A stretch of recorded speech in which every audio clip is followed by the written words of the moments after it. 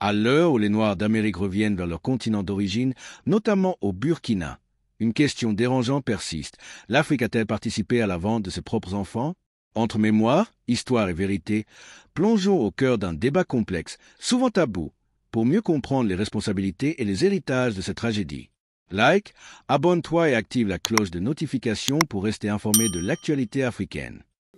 Vous connaissez toute l'histoire de ces afro-descendants, que l'histoire des africanistes, je ne dis pas les historiens, comme on appelle de façon globale, mais les africanistes ont traficoté l'histoire et aujourd'hui, quand on parle de ça, on fait comprendre que non, ce sont des Africains qui ont vendu leurs frères. On fait comprendre que non, c'est de la faute des Africains. Au grand jamais, c'est faux, l'Afrique n'a jamais vendu des hommes. De toute l'histoire de l'Afrique, l'Afrique n'a pas vendu ses frères. Donc cette histoire est là et c'est douloureux. Nous qui sommes ici, on voit les réalités. Donc c'est une dimension historique d'abord pour le pays d'accueillir en tout cas autant de nombre de personnes. Il y a aussi cette dimension culturelle et identitaire. Parce qu'en venant au Burkina Faso, c'est comme si c'est une renaissance culturelle. Il faut renouer avec la culture africaine. Il faut renouer même avec l'authenticité africaine. Parce qu'ici, c'est des gens qui ne connaissent pas l'Afrique. Il faut le dire.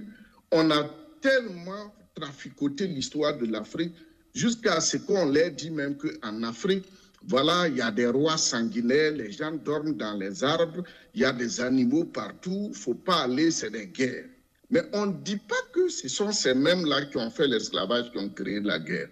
À ce niveau, il y a aussi cette dimension politique et morale concernant le Burkina, parce que c'est la diplomatie burkinabé qui rayonne et moralement, burkinabé que nous sommes, et ça nous réconforte.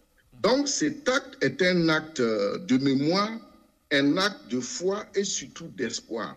Et du coup, on peut dire que le Burkina devient un phare pour le panafricanisme aujourd'hui. Et je ne saurais terminer mon propos, Monsieur Dapa, sans avoir une pensée très positive à celui-là que j'appelle affectueusement mon maître, à savoir Osiris Issouf Sabadogo. Vous savez, le panafricanisme a une histoire. Et ce monsieur, c'est grâce à lui, le Burkina, et ses camarades de la génération Cheikh Anta Diop, le docteur Bétéo Nébié, que le Burkina a tenu haut le flambeau du panafricanisme. Je l'ai dit parce qu'il est décédé le 8 novembre 2015. Et il fut journaliste. Et aujourd'hui, j'imagine si Osiris était là, il allait pleurer de joie de voir que pour la première fois, on ait une telle migration après la création du Libéria. C'est l'une des rares fois qu'on voit un tel déplacement. Donc, pour moi, aujourd'hui, c'est une grande victoire. Merci Dacier. Mais vous savez, l'histoire, elle est têtue. Et puis, il y a ce qu'on appelle aussi le tragique de l'histoire.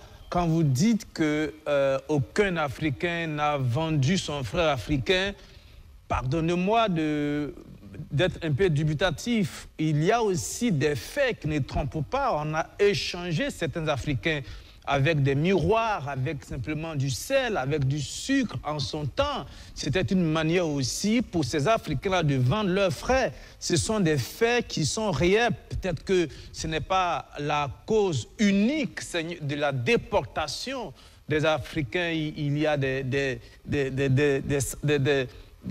centaines d'années, mais cela a existé dans le commerce, dans la traite négrière d'Assiri Bendouté. Ça, vous ne pouvez pas le balayer comme ça du revers de la main. Oui, c'est pourquoi je parle d'africanisme. Vous savez, dans l'analyse des faits historiques, les historiens africains particulièrement ont ôté l'anthropologie, la linguistique et beaucoup de sciences, et ils ont traité l'histoire africaine comme les africanistes. Et cette histoire de l'esclavage, c'est comme cette histoire de l'Égypte ancienne, même des conquêtes arabo-musulmanes.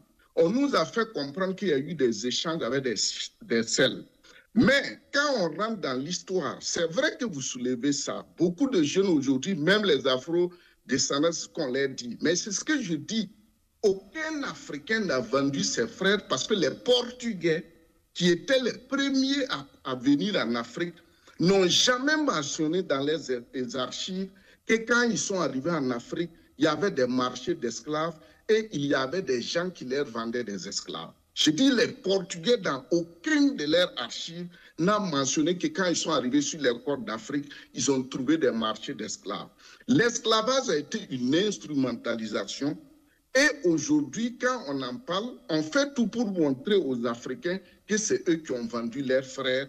Donc, en ce moment, moralement, les Européens se délavent les mains. Mais on oublie de dire que M.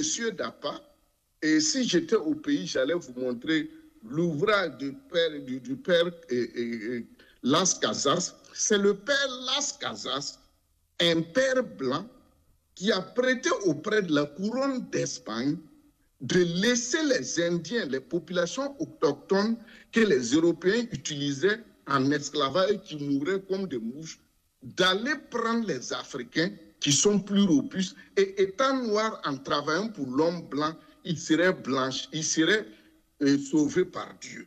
C'est le père Las Casas qui a plaidé pour qu'on remplace les Indiens par les Africains. Donc, à ce niveau, il n'y a plus de débat pour dire que c'est les Africains qui ont vendu leurs frères. Oui, Dacier Bendouté, ce que je suis en train de dire, bon, on ne va pas faire un débat sur l'esclavage, ce n'est pas le thème ce soir. Ce que je suis en train de dire, c'est que c'est vrai, certains Noirs ont été emmenés en captivité après avoir été capturés, poursuivis de force dans nos forêts, dans nos savanes. Mais certains esclaves ont été faits esclaves avec la complicité des chefs africains en son temps. Et ça, vous le savez bien, Dacier Bendouté, il y a eu des complicités avec d'autres chefs, d'autres rois africains. Mais on ne va pas faire un débat là-dessus.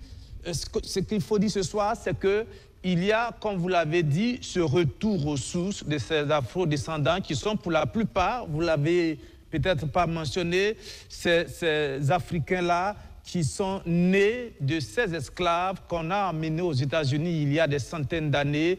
Et ce sont des Africains de peut-être deuxième, troisième, quatrième, cinquième génération, des fils, des petits-fils, des arrière-petits-fils de ces esclaves-là qu'on a amenés aux États-Unis il y a des centaines d'années et qui sont revenus pour la plupart sur les terres de leurs ancêtres. Oui, c'est le retour.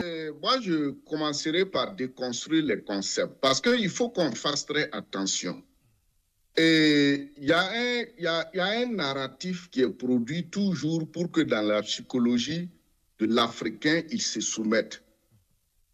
L'esclavage, la dégradation de l'homme noir a commencé par les religions d'Abraham, avec l'islam qui a été le premier à conquérir l'Afrique et l'Afrique du Nord. Et c'est avec elle on a vu la barbarie.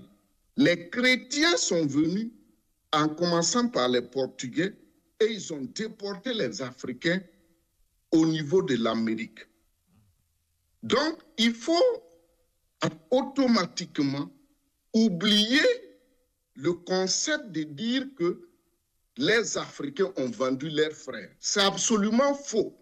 Je dis bien absolument faux. Parce que l'histoire concerne les traficotés, c'est ça qui constitue le danger. Et le discours que le président du Faso tient quand il dit que on lutte pour l'Afrique, on lutte pour l'homme noir et l'Afrique va se réveiller. Pourquoi on a mis l'Afrique dans ce chaos? C'est ce discours racialiste venu de la Bible et du Coran. Parce que les Grecs et les Romains n'ont jamais été racistes. Les Grecs et les Romains ont reconnu que la vallée du Nil, l'Afrique a toujours été leur maître. C'est pourquoi la Grèce et la Rome antique, tous les intellectuels de l'Antiquité classique et tardive ont étudié à Alexandrie en Europe, en Égypte, en terre africaine, formés par des savants africains. Je dis bien, tous les intellectuels de la Grèce et de la Rome antique ont étudié en Afrique, à Alexandrie.